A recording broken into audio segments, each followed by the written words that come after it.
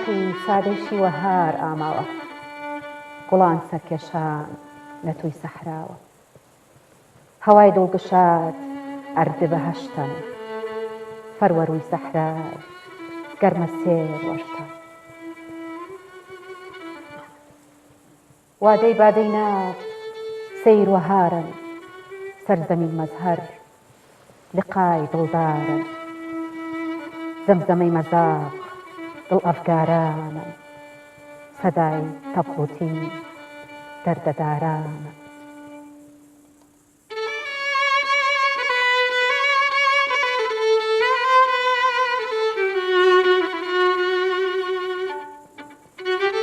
وەقت نوشاونوش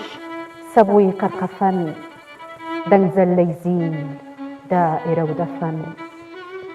درەختەن سەوزەن شنووی شەتاوەن نەورۆزن سووزن هەوای پای کاوەن خۆشەویستانی بەرنامەی قەلەندەرخانە ئەم کاتەوە هەموو کاتێکتان شاد فەرموون لەگەڵ وێزگەیەکی نوێ و بەرنمەیەکی نوێی قەلەندەرخانە لەگەڵ هاوکارم خەندەخان خۆشەویستان بەرنامەی ئەم جارەمان لێدوان و لێکۆڵینەوە و توێژینەوەی لەسەر شیعرەکانی یەکێک لە شاعیرە دێرینەکانی کورد کە ئەویش مەلای جەباریە بۆ ئەم بەرنمەیە بۆ قسەکردن لەسەر شیعرەکانی شاعیر بەڕێز کاک عەبدولستار جەباری برای نووسەر میوانی بەرنامەکەمانە بەخێرهاتی مامۆستاجان هەروەها لەگەڵ برای بەڕێز کاک چالاک بە ئامێریکەمان بەشداریەکە لەگەڵمانە یا بزانم پێ وایە حەزەکەی بڵین ڤایۆلین باشترە بەخێر هاتن مامۆستاجان بێگومان وەکو نەریتێک لە بەرنامەکە لەوانەیە گەلێک لە خەڵکی کورد یا خەڵکی هەموو بەشەکانی تری کوردستان ناوی مەلای جەباریان نەبیست بێت یان ئەو شارەزاییان نەبێت لەبارەیەوە لەبەر ئەوە وەکو نەریتێک ئێمە حەزەکەین وەکو سەرەتا کورتەیەک لە ژیانی مەلای جەباریمان باس بکەیت سەرەتا شادڕەوان نووسەر و مێژوونووسی گەورەی کورد مامۆستا عەلادین زادی لە کتێبی مێژووی ئەدەبی کوردیدا دەڵێ جەباری بۆیە ناوبانجی هەیە چونکە شاعیری وەک مەلا هەیە دیار ئەو تێگەیشتووە لێ بەڵام بەداخەوە مەلا هەم دیوانەکەی بزر بووە هەم لێکۆڵینەوەی بووەکو پێویست بەسەر نەکراوە بۆیە ناوبانجی ینی زۆر ناوبانجی دەرنەکردووە من سەرەتا لەم مەلا فەتاح ناوی کوڕی مەلا فەتاح کوڕی سید مستەفا کوڕی سید ئیسماعیل کوڕی سید جانیە لە ساڵی 1906 لە ئاوای بانگۆل کە یەکێکە لە 34 ئاوەکەی هۆزی جەباری لە دایک بووە من ئێستا لێرانە کەمێک لە ژیاننامەکە باسەکەم چونکە ئێمە لە میانی بەرنامەکە ژیاننامەکە ئەم وا دەرخست وا دەردەکەوێت ئێمە دەبێت لە میانی بەرنامەکە باسیکەن چونکە ئەم پیاوە هەم درەنگ ژنیێنەوە هەم پەتپەتی ویان بڵێن چەند مەسەری زۆر بەسەر هاتووە لە 12 ساڵی باوکی ئەنێرێتە لای مەلا بۆ خوێندن وەکو نەریتی باو قەدیم مەلا ڕۆستەم هەبووە لە دەیەکان ئەم چەند ساڵێک لای مەلا ڕۆستەمە خوێنێ مەلا ڕۆستەم ئەبینی ئەم کوڕە زیرەکەی لە حەد بەدەرە ینی ئەڵێ کوڕم تۆ لە من زیرەکتری تۆ لای من هیچت نەماوە من چیت پێ بڵم ئەنێرێ بۆ کەرکووک ئەچێ بۆ کەرکووک بۆ مزگەوتی نایبۆغڵی مزگەوت نایبۆغڵی هاوشێوەی مزگەوت نایبۆغڵی خۆی ئەگە شاعریش نەبێ ئەو پیاوە شعر دۆست بووە لەبەر ئەوەی مزگەوتەکەی خانەقای شاعیران بووە خۆمان ئازمان ئازانین شەغرەزای تاڵەمانی شعرێکی بەناوبانجی ئەڵێ شاعیر زۆر بۆ لەم عەسرەدا ئەو لەوێ گوتێتی ئەو شعری هاوشێوەی خانەقایەکە بۆ لە ئەستەمبول کە شاعیرانی کورد و عەرەب و فارس و تورک ڕۆشتونە یوسف نایەکە بۆ سەدر العەزەم واتە بڵێن سەرۆک وەزیرانی ئێستا چۆنە ئاوها کاتی خۆی ئەم لە سەرەتای ژیانیەوە دەستی کردو بە نووسینیش بەڵێ ئەم لە سەرەتای ژیانێ بڵێ کە چۆتە ئێوێنە هەر لەوێ دڵنیام ینی کە چۆتە نایبۆغڵی بۆ خوێندن لەوێ کەڵکەڵی شعری داوەتی لە مێشیە دواتر چۆتە هاتۆتە سلێمانی هەولێر ڕەواندز شنووە کرماشان شعری هەیە لەسەر کرماشان جوانی کرماشان ئەمجا دوای دیسانەوە ئەگەڕێتەوە لەبەرەوەی باوکی ساڵی 1930 باوکی ئەمرێ دێتەوە ماوەک دیسانەوە دەست پێ کاتەوە مامۆستاگیان دیارە زۆربەی بینەرانمان حەزەکەن کارکتەری شاعیرەکەش بناسن ئەگەرنەوەڵێن کەسێکی تووڕە تەبیعەت بووە و زوو خێرا خێراش قسەی کردووە زۆر متاڵە دۆست بووە زۆر حەزی لە زانیاری بووە دیدێکی فراوانی هەبووە بەڕای بەڕێستان کاریگەری ئەم کارکتەری شاعر چی بووە لەسەر شاعرەکانی ئەم خۆی شاعرێکی ڕاستەکە کەسێکی هەمیشە ئینسانی مرۆڤی ڕۆشنبیر مرۆڤی تێگەیشت و زۆر شتی پێقبوون هێشتی هەڵی پێقبوون ئەو ڕخنەی گردووە لە زۆر دوای ڕەنگە دوای بێن باسیکەنە بەهجویانی کردو بە شار ئەم پیاوە لەبەر زیرێکی خۆی با بڵێن زۆر شتە بووە پێی قبول نەبوو لەوانە هەڵسوکەوتی سید قادری برای پێقبوون بە هاجرخانمی براژنی پێقبوون نەبووە زۆر شت لەوانە ئەنجا هەجویانی کردووە ئەو شاعری هەجوو نەبووە بەڵام ڕخنەی کردو زیاتر یعنی زیاتر ڕخنەی کردو بەڵام بە شار دەڕی بڕیەوە ینی خۆی ئەکو مێژوو بێ ئەو پێش شێخ ڕەزا بەڵێ پێش شێخ ڕەزا شعری هەجووی نووسێ بەڵام هین نەبووە مەڵەن چۆنەڵێن پسپۆر نەبوو لە باری هەجووە بەڵێ چونکە ئەم خۆشەویستی کردووە شعری غەزەلی هەیە ڕخنەی هەیە خۆشەویستی کردو و شعری سوعبەت شیە گاڵتەجاری لەوەکو لەگەڵ محمود پاشای جاف کە زۆر دۆستی بووە دواتر ڕەنگە بێنە سەر باسی دۆستایەتی ئەویش کە زۆر پەیوەندیانە بۆ هاتوچیانە بۆ و شتی زۆر سیر خۆش لە بینیان ڕوویدا بەڵام مەلای جەباری ئەوەندە بڵێن شارەزا بووە لە ئەدەبیاتی فارسی و دەور و بەرەوەمانە لە شعرەکانی هەموو ڕەنگەداتەوە باسی شتی بەسەراتی مێژوویەکە بۆ نمونە محمود پاشای جاف جارێکیان فەرەنجێکی بۆ نێرێ پەرپوتە بێت بەس بۆەوەی ینی محمود پاشا جا مەبەستێتی ئەو مەلا هەجوویەکی بکاتن ئەوش لە شعری دیاریە باسی ئەو فەرەنجەیەکە پێڵێ تۆ هاوشێوەی محمود پاشای خەزنەوی هاوشێوە ئەوی تۆ میرزای حافزی شیرازی تش بە درۆ نەخستۆ کە دەڵێت فەرەنجی هین بڵێن هینی زێر بڵێن ئەم هینی زێڕەکەیتە بانی دوور پەرژیمێرتان کەر و زیینی داری بزماردارشی خەن سەر ماینی ڕەسەن ئەجا لەوێ بۆمان من کە مراجعم گوزانم محمودی خەزنەوی پەیوەندی چییە بە محمود پاشای جافەوە بۆ ئەم دەرکەوت سوڵتان محمود خەزنەوی کاتی خۆی بە فیردەوسی و تۆ شانامەمان بۆ بنووسەوە من باری ماینێک زێرتە دەمێت دیاری ئەوش بە 30 ساڵ ماوەی 30 ساڵ وابزانمان نەیزانی نووسێتەوەی کە تەواوێکە ئەو پاشگەزە بێتەوە لە بەڵێنەکەەوە نایداتێ فردەوسی سەر خۆی هەڵەگرێت دەرەچێت لە وڵاتە پاش چەند ساڵێک سوڵتان محمود خەزنەوی پەشیمانە بێتەوە ئەڵێ با بە دیارەکەی بۆ بەرن کە دیارەکەی بۆ بن بەبان ماینەوە ئەمان دیارەکەیانێ بەرنەوە بۆ دەرەوە شار ئەو لە دەرەوە شار جەنازەکەی فردەوسی دێتەوە مەلا جەباری ئەڵێ ئێوە هاوشێوەی ئەوهاکەن ئێوە ڕێز لە با بڵێن پیاواش و نەرمەند ناگرن ئەتانێک کە ڕۆیشتین کە نەمان ئەو کاتە ڕەنگە ڕێزیمە بزانن بەڵێ ئەوەی کە لە ژیانی مەلای جەباریە هەیە ئەم سەردانی ئەستەمبوڵی کردووە دووجار سەردانی ئەستەمبوڵی کردووە پێم وایە سەردانەکان بۆ هەندێک بابەتی شخصی خۆی بووە جارێک بۆ مەسلەی مڵک و بیژەڕانەوەی مڵک و ماڵ بووە جارێکی بۆ کێشە چارەسەرکردنی کێشە بەڵام ئەم سەفەرانە ئایا چەند کاریگەری کردووە لەسەر ئاستی ڕۆشنبیری ساڵی 1940 یەکەم سەفەرێک کات بە چونکە عوسمانی زەویەکان جەباریە کاتە وەقف بۆی داگیری بکات ئەوە چێت چارەسەرێک کاتن لە وەقف دەرێکات چونکە ئەم زەویانە زەوی کوردە و زەوی خاوەنەکانیانتی نایەوێت مەسەلەن عوسمانی فێر بوو ئەو زەویانە کردە وەقف ئەدای پیاوەکان خۆیان لە شاری کەرکووک بۆ نمونە ئێستا زۆر ناوچەی کەرکووکەیە هین تورکمانەکانی شاری کەرکووکەین ئەوان نییە کاتی خۆی تاپەکان کراوە ئەوە چارەسەر کردو جاری دووەمش کە چۆتەوە بۆ چارەسەرکردنی کێشەی نێوان هۆزی جەباری هۆزی هەمەوەند کە دایمەن نیزاعەکە بۆ لە بینیانە لەوێ کاریگەری زۆر شاعران و ئەدیب و نەتەوەی هاتوۆتە سەری لێونە کاتۆتۆ کاریگەری نەتەوەی چی کردو لەسەر مەلای جەباری هاتوۆتەوە لە ناو هۆزەکەی دانیشتەوە گوتێتی ئێوە ئەو ناو عەرەبیانەی هەتانە هەمووی دژی دینن معناکانی ئێوە ناوی کوردی دابنێن ناوی ڕەوشەن وەنەوشە با بڵێن ئاسکە ناوی کوردی یادگار سیروان ئەمانەی بڵاو کردوتەوە ینی لێوێنە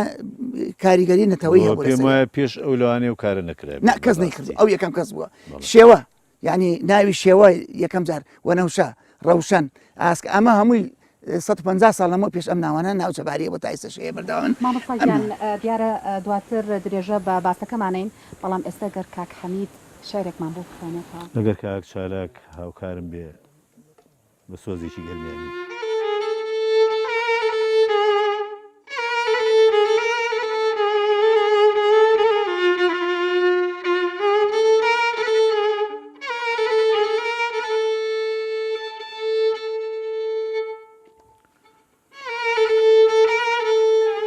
میرزام یەوعدەینە وەهارانن سەرەتای تەلمید خاتردارانن فەسڵ وەسڵ دووست سەیر هەردانن لەرەی لەرزانەی زەنەخدارانن زەمزەمەی بولبول دەبدەبەی گوڵن نەزارەی هزار دەروون پڕچڵن نەپرشەی شەونم نەڕووی پەردەوە نەرگز مەست چەم وەلاو کردەوە نەقارێنی قار تەیرانە سوبخیز بیزەنان نەغمەی نەکیسای پەرویز چریکەی چەکاوس چون حەنجەرەی عود مەردەنگ چلچەنگ پەنجەی بارە بوو هوهوی بایە قوش شەو هەردەوە زامە دەردینان تازە کردەوە. دەستخۆش. مامۆستاگیان شاعیر چەند شارەزایی لە ئەدەبیاتی مێژووی گەلانی ترا هەبوو وەکو تورک و عەرەب و فارس؟ وەڵا خۆی بە شێوەیەکی گشتی لە هەموو پێی شارەکانی شارەزایی هەبوو لە ئەدەبیاتی عەرەبی و تورکی و فارسی، بەڵام یەک دیوانێکی تەواوی شعری فارسیە بۆ بەڵام بەداخەوە بزر بووە و لە شعرەکانشی دیارە باسی مێژووی کۆنی فارسەکات، باسی عەرەبەکات، باسی منسووری حەلاجەکات و پیاوێکی بوێری لە قەڵەمەدات. ئەم ناترسێت، یعنی هیچ نەترساوە کە ڕەنگە ئەو کاتە زۆر شاعیران نانوێرا بێ نایبێنن، بەڵام ئەم زۆر بە ڕوونی ئاشکرایی باسیەکات و لە شعرەکانشە مامۆستا چالاک ئاگادارە وەک مۆسیقاژە نەگەزانێ باسی هەرچی ئامێری کۆنی کوردی ئەکات، باسی گۆرانی بێژەکانی دەرباری کەیخوسرەوە کات، باسی تیپی مۆسیقا کات، باسی تیپی مۆسیقای بڵێن میری و ئەماناکە شارەزایی هەبوو لە بواری مێژووە هیچ سەردەمی ساسانیەکان. بەڵێ باسی ساسانیەکانەکە و باسی ئەڵێ تیپی مۆسیقای خەمبارەکان نازم خەمبارەکان مەبەستی چێە عاشقانیان چیە، بەڵام باسی هەندێک ئامێرەکات کە بەڕاستی ئێستا ئەوانە نەماون، هەندێکیان نەماون، مەگەر مێژونووسێکیان کەسێکی شارەزا وەکو مامۆستا چالاک ئەوانە بزان ئەو ناوانە دەنا ئێمە ئەو ناوانە بە سەرمان تێپەڕێ ڕەنگە نەزانین، ئەو باسی ئەو شانەی کردووە، باسی سازی سنتور دەف و دایرە و هەرموو ئەم شتانەکان. بەڵێ بە هیچ هەوڵێک هەیە بۆ دۆزینەوەی ئەو شعرانەی مەلای جەباری کە اون بووە یان هیچی تر دۆزراوەتەوە لەو شعرانە؟ بەڵێ برای بەڕێزم شاعیر لاو کاک ڕزگار جەباری ئێستا خەریکە و کۆی کردوێتەوە و بەتاواتی ئەوەی شعری زۆری کۆ کردێتەوە و هەندێکشی دەستنووسی دەستکەوتووە تازە زیاد، بەڵام چاوەڕێ سپۆنسەر دیت بۆی چاپیکەن سپۆنسەری دەست ناکەوێت دیوانەکەی بە ڕێکوپێکی دانەوە. یادارم کاک ڕزگار سوود لەم بەرنامەش وەکە لە ئەمانەیە شەمە کە باسمان کردووە کاک ڕزگار ئەو دیوانی بە کاگەر دێوڵکاکەی نیشاندا و بە کاک ڕزگار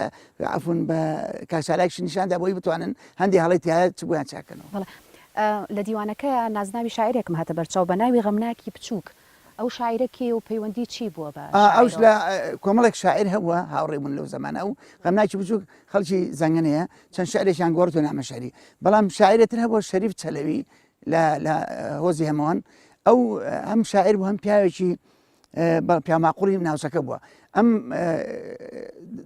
خۆشەویستەکەی نادەنێ مەلای جەباری داوایەکە چەند جارێک داوایەکە نایدەنێ پەنا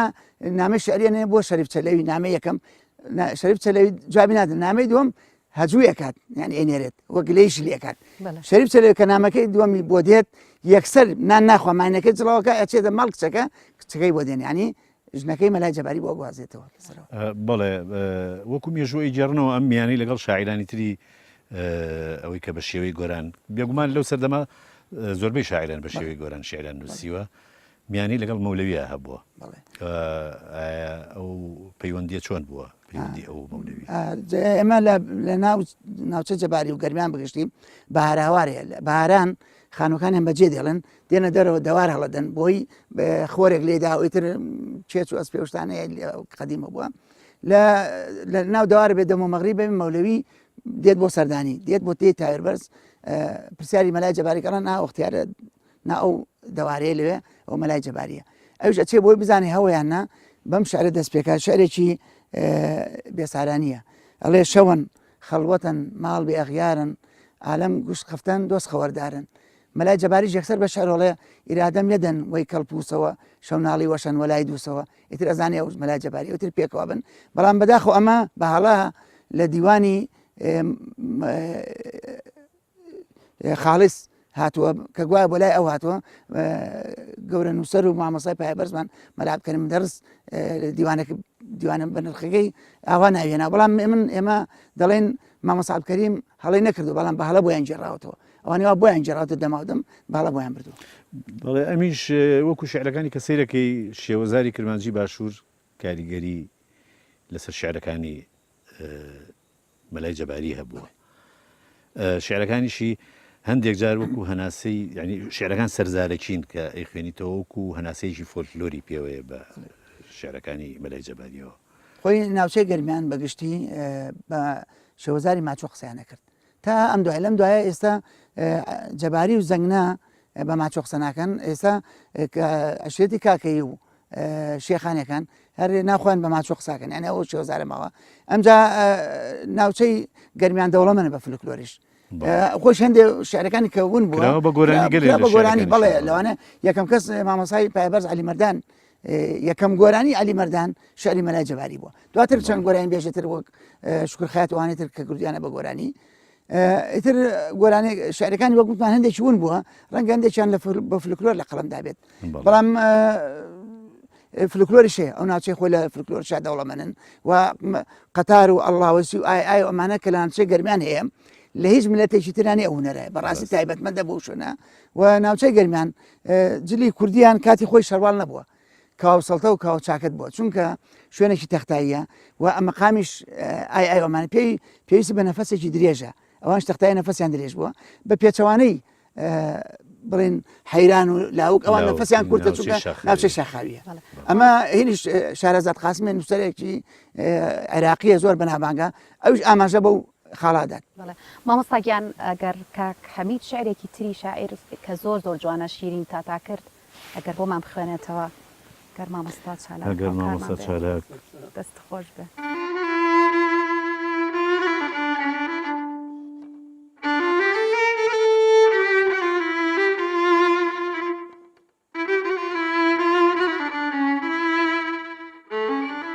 شیرین تاتا کرد شیرین تاتا کرد تای توغرای تومار زیرش تاتا کرد کوکو کوی کەڵاف عنبەر وەلا کرد خەرمەن میسک خوتەن وەبا کرد پەنجە برد پەرچین نەهەم جیا کرد تەختە پیشانیش بە دڕد و جا کرد حاجبان دوو قەوس پایەی سەما کرد موژان تەورە تیر توشنەی غەزا کرد گیسووی سەراوێز چوون بە ڕەزا کرد سەر نەتۆی جامە و دوگمە و قەبا کرد ساقستوو نسیم تازە جەلا کرد خڕەی خەرخاڵش خەلای باڵا کرد دەم نوکتەی مەدهۆش لای جەزا کرد لە لولەی گەوهەر لولوی لالا کرد. دەم خۆش کاک حەمیدگیان زۆر سوپاس دەست خۆش مامۆستاگیان شاعیر پەیوەندی بە بنەماڵەی جافۆ چۆن بووە بە تایبەت بە مەحموود پاشای جاف لەگەڵ مەحموود پاشا جاف یەکێک بووە لەو پاشانە ئەدەب دۆست بووە زۆر ڕێزی لە شاعیران کردووە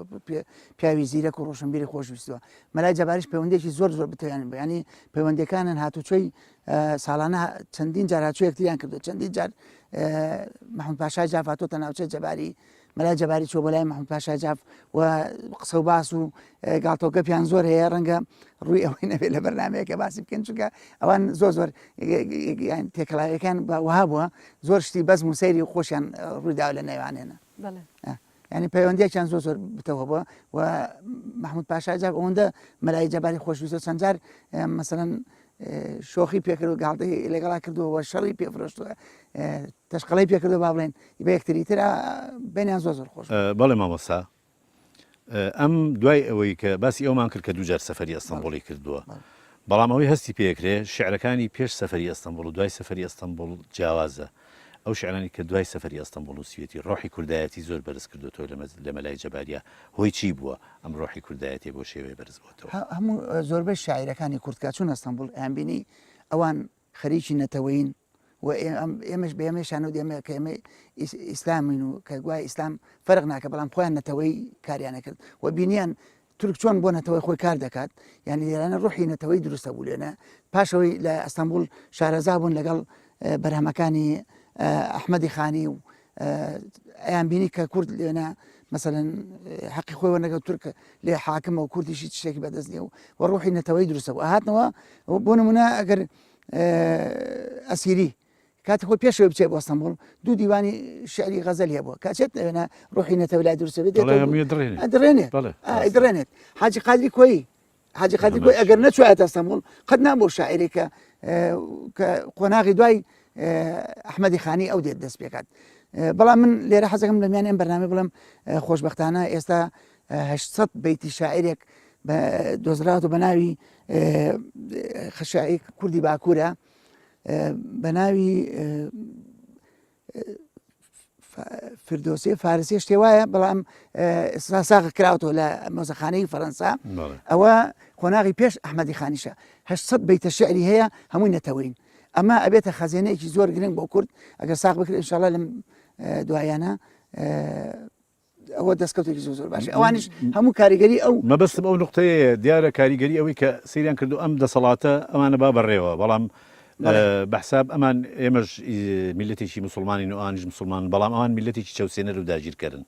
یعنی هەستە دروست بۆ بەڵێ نەتەوەی خۆیان نەتەوەین بەڵام بۆ تۆ مسلمانن یعنی ئەوەیە فەرقەکە ئەوان بینیان ئەمانە وەک نەتەوە بۆ خۆیان کارەکەن بەس وەک مسلمان ئەبێت تۆ لەگەڵان کار وەک نەتەوەش نەتەوەی کوردە چەوسێن چاویستچەوێنە ئەنجار ئەو چەوسانە لێنە کاریگەری شاعیرەکانی تریش لەسەریان بۆ ئەحمەدی خانی و ئەبێنن ئەو شتانە ینی ئەو حرەک ئەو جوڵانەتەوەی کە لە ئەستەمبوڵەوە دەستی پێکرد کاریگەریە بۆ لەسەر شاعیر سەرەتایی ئەدەبی کوردی کە لێو ئەگەر ئەوەی کەوەکو بۆمان ماوەتەوە لە مەلای جزیرەوە دەست پێکایە ئەو شاعیرەکە هاتەوە بیرم ناوی خەوسیە 800 بەیتە شعری نەتەوەی هەیە پێش ئەحمەدی خانی مامۆستا علادین سوجادی لە وەسفی شاعرەکانی شاعرە ئەڵێ کە زۆر شعری ناسک و عاتفی ڕای بەڕێزت چییە لەسەر ئەم مەلای جەباری پێش هەموو شتێک عاشق بوو عاشقی ئەو کچەوەکە نەیانداوە پێ زۆر دەدەسەری بیونێەوە زۆر ینی بڵێن دەربەدەر بوو لەسەر ئەویش بۆیە ئەنج شعرەکانی هەمووی کە بۆ عاشق نووسێتی هەمووی ناسک و جوانوسە دوایەوەش لە شعرێکە باسی گوڵە لەرزاناکە گوڵە لەرزانە لە منتیقی گەرمیان هەیە جۆرە گوڵەکە بەس تەڵە باریکە لە بەهارانە لەگەڵ بای شەماڵە جۆرە سەمایەکەکە یعنی زۆر سحرایی پیا و کە ئیبینێت بەڕاستی چیتە دنیایەترەوە جەمەلای جەباری لەسەر ئەو گوڵەش ینی ئەوەندە کە پیاوی چێست ناسک بووە باسی جوڵانەوەی ئەو گوڵەشەکە لەرزانە خۆی ئەوە خاصیەتی شاعیرەکە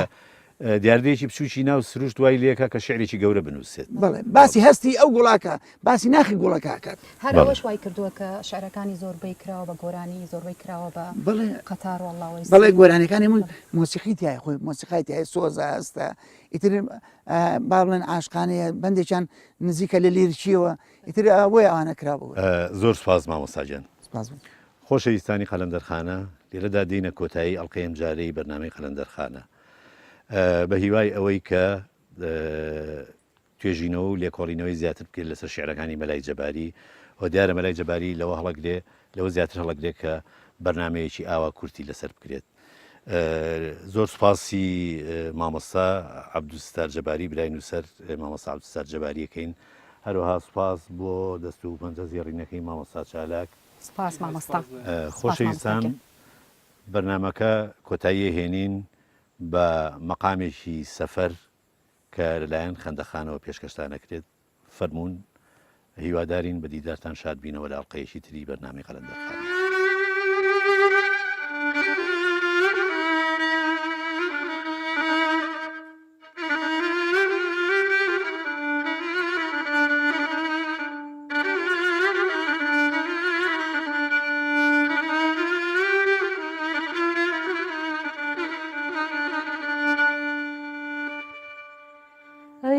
سقي دخيل بنايدي ويسبوتوا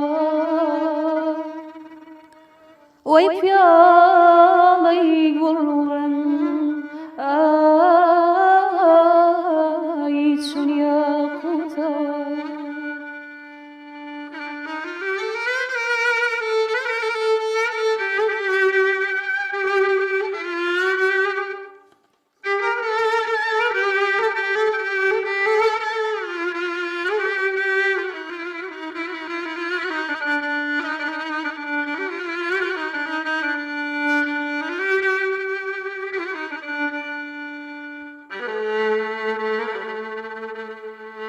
بباب نوشی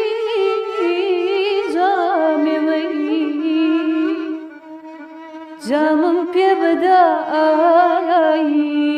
سوزەمەندم بوو باعیسی نەجات ئایی قەید بەندم بوو